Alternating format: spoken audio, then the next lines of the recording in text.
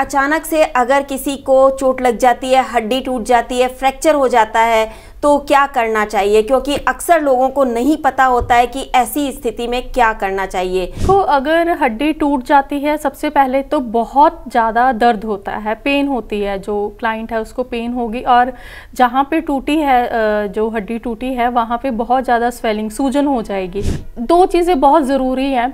सबसे पहले तो हमने जो ब्लीडिंग है उसको रोकना है। उसको रोकने के लिए हम क्या करेंगे, बहुत ज़्यादा हड्डी से छेड़छाड़ नहीं करनी है।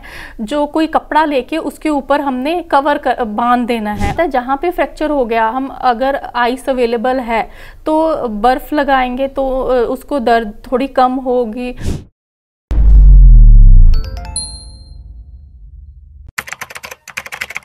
नमस्कार, D5 चैनल हिंदी देख रहे दर्शकों का मैं वंदना स्वागत करती हूँ।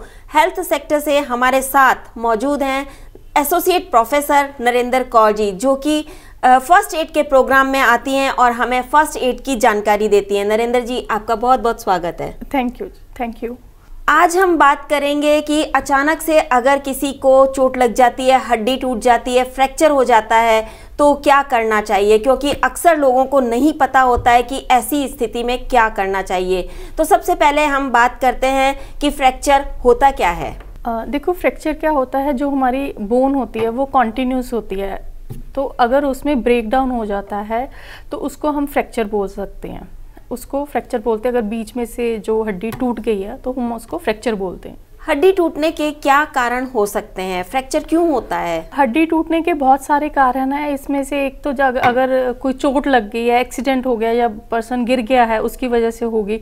हड्डी कमज़ोर है बहुत ज़्यादा कैल्शियम की वजह से, या कोई हड्डियों की बीमारी हो चुकी है उसकी वजह से भी क्या है, जो फ्रैक्चर हो सकते हैं। कैसे पता चलता है कि आपकी हड्डी टूट गई है? देखो, अगर हड्डी टूट जाती है, सबसे पहले तो बहुत ज़्यादा दर्द होता है, पेन होती है, जो क्लाइंट है उसको पेन होगी। और जहाँ पे टूटी है, जो हड्डी टूटी है, वहाँ पे बहुत ज़्यादा स्वेलिंग, सूजन हो जाएगी। उसके अलावा वहाँ पे सूजन के अलावा दर्द बहुत होगा। और जो एरिया है वो पिंक हो सकता है, रेड भी हो सकता है, और वहाँ पे थोड़ा वार्म सा एरिया जो है वो फील होएगा। प्लस हमें देखने में पता लगेगा कि कोई चीज़ उभरी हुई है। इसमें भी ऐसा होता है, कई बार तो हड्डी टूट के स्किन से बाहर आ जाती है, उसको हम बोलते हैं ओपन फ्रैक्चर। एक क्लोज्ड फ्रैक्चर होता है, उस क्लोज में क्या है, हड्डी टूट जाती है लेकिन वो बीच में ही रहती है। तो ओपन एंड क्लोज फ्रैक्चर है, जो दो मेन कैटेगरीज है। उसके बाद बहुत सारी आगे कैटेगरीज भी आती हैं। तो इससे हमें पता लग जाता है कि जो हड्डी है वो टूटी है। और इसके अलावा और क्या, जो पर्सन है वो जहाँ जो हड्डी टूटी है वहाँ पे वेट नहीं दे पा रहा है वहाँ पे, या अगर उसकी लेग की फ्रैक्चर हुआ है तो वहाँ वो चल नहीं सकेगा, कोई भी वेट नहीं डाल सकेगा। अगर ओपन फ्रैक्चर होता है तो क्या करना चाहिए? देखो, अगर ओपन फ्रैक्चर हुआ है, ओपन फ्रैक्चर में है, इसका मतलब ये है कि जो हड्डी है वो टूट के स्किन को भी वो क्रॉस करके बाहर आ गई, हमें दिख रही है। तो इसमें ब्लीडिंग होगी, जो सबसे इम्पॉर्टेंट थिंग है वो ब्लीडिंग होगी। तो दो चीज़ें बहुत ज़रूरी हैं। सबसे पहले तो हमने जो ब्लीडिंग है उसको रोकना है। उसको रोकने के लिए हम क्या करेंगे, बहुत ज़्यादा हड्डी से छेड़छाड़ नहीं करनी है।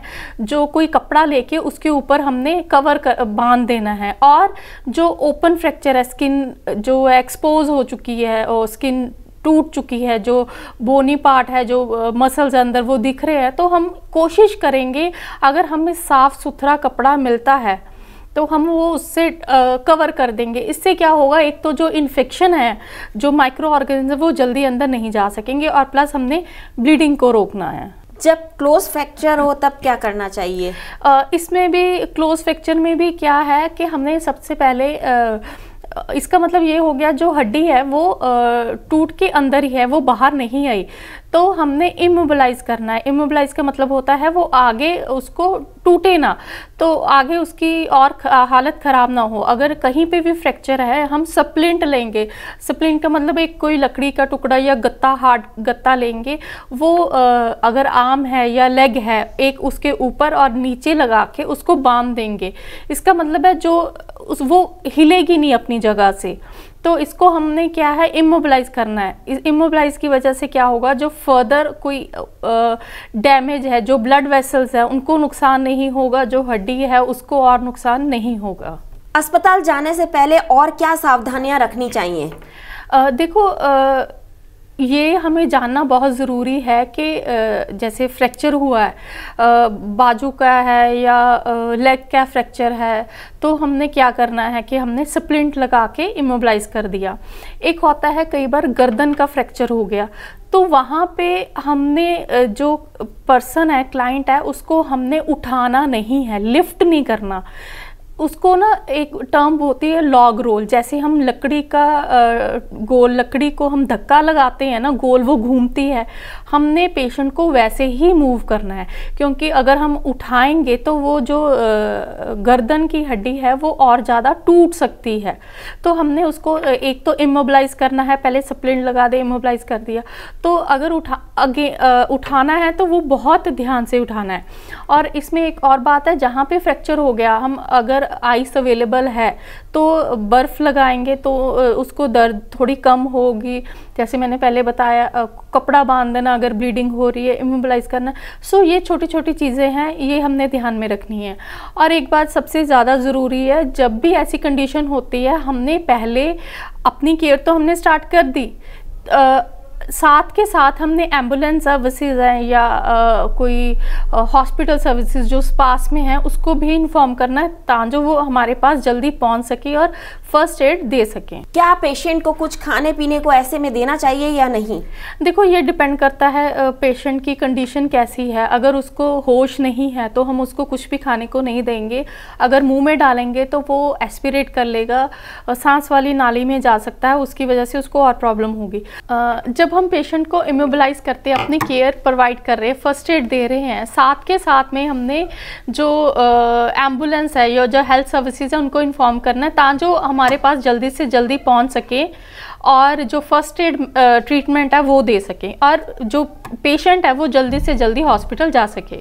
कई बार लोग खाने के लिए पेन किलर्स वगैरह प्रोवाइड करवा देते हैं कि ये खा लो जल्दी ठीक हो जाएगा, तो क्या ऐसा करना चाहिए? जैसे मैंने बताया, वो डिपेंड करता है पेशेंट की कंडीशन क्या है। अगर वो कुछ ले सकता है तो वो उसको ऐसे पेन किलर्स नहीं देने हैं, कुछ भी नहीं, बस हमने ये करना है जल्दी से जल्दी है जो पेशेंट को हॉस्पिटल लेके जाना है। नरेंद्र जी, आप यहाँ आई, आपका बहुत बहुत धन्यवाद। उम्मीद है आपकी दी जानकारी दर्शकों को बहुत पसंद आएगी। थैंक यू, धन्यवाद। अगले एपिसोड में आपसे फिर मुलाकात होगी, तब तक के लिए नमस्कार।